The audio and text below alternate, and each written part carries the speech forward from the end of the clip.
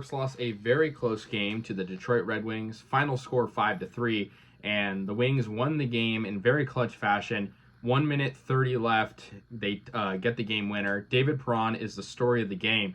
He scores the tying goal and the game winner for Detroit, giving them the win. Now, these two teams faced off earlier in the season. Earlier in December, the Sharks actually won in overtime, 6-5, in a crazy game over the Wings. And that game was filled with tons of goals and tons of back and forth scoring. And I was expecting a lot of goals. And yes, there was 8 in this game, and the Sharks, actually played pretty good in the first 2 periods of play, but could not, unfortunately, respond and clutch up late. Mario Ferraro did have 2 assists in this game. I'll talk about more about the goals in a second, but a good one for the Sharks out the gate, but they just slowed down and unfortunately couldn't get things done. The Sharks, in net for the Wings was Alex Lyon.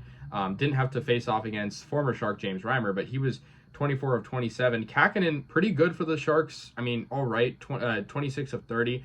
And, we've seen him as a potential trade piece. He's been in net frequently as Mackenzie Blackwood still deals with an illness that I'm not really too sure about.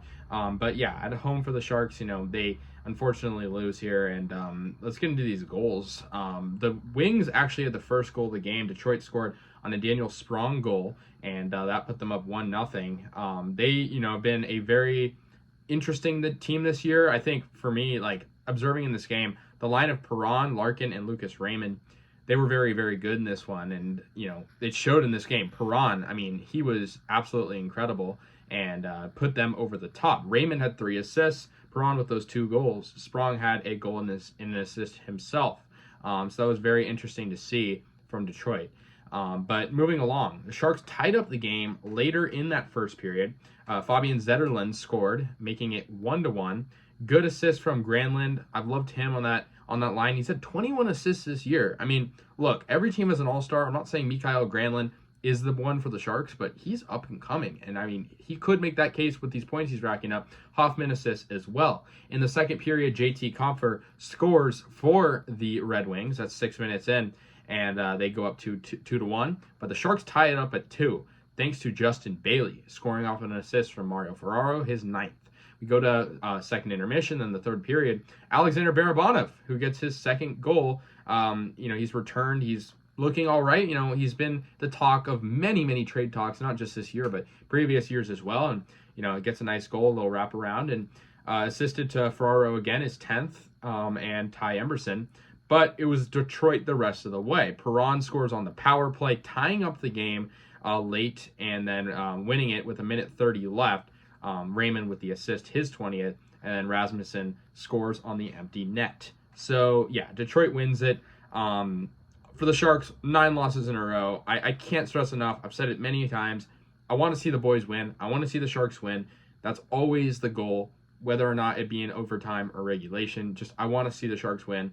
But I'm not going to say I'm necessarily disappointed when they lose because of draft position. And I don't think any Sharks fan, any Blackhawks fan, Blue Jackets, or Ducks fan could really disagree with me in that, because we have some highly touted prospects coming into the NHL.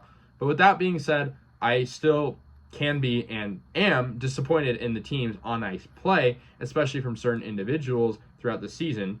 And I want that to be addressed, but there's nothing you can really do sometimes. And there's no point in being, distraught about it. But William Eklund, Sharks forward, was pretty distraught himself about the game himself. He got a high sticking call on a shot attempt, and that eventually would set up a power play for Detroit, and it just wasn't the morale for I'll just put it this way, the morale for the team is not where it needs to be. You saw Kakkonen in the post-game interview also didn't look too happy.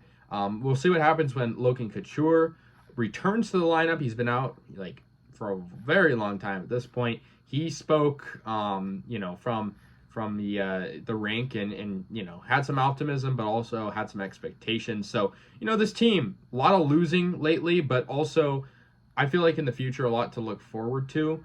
But, time will tell for this team. I think the Sharks, like I said, we're not disappointed to lose. It's just more about disappointed in the games themselves. 9 losses in a row for the Sharks now. We've seen them already have a streak longer than this year, and they only have 9 wins. So this, losing streak has literally matched their win total.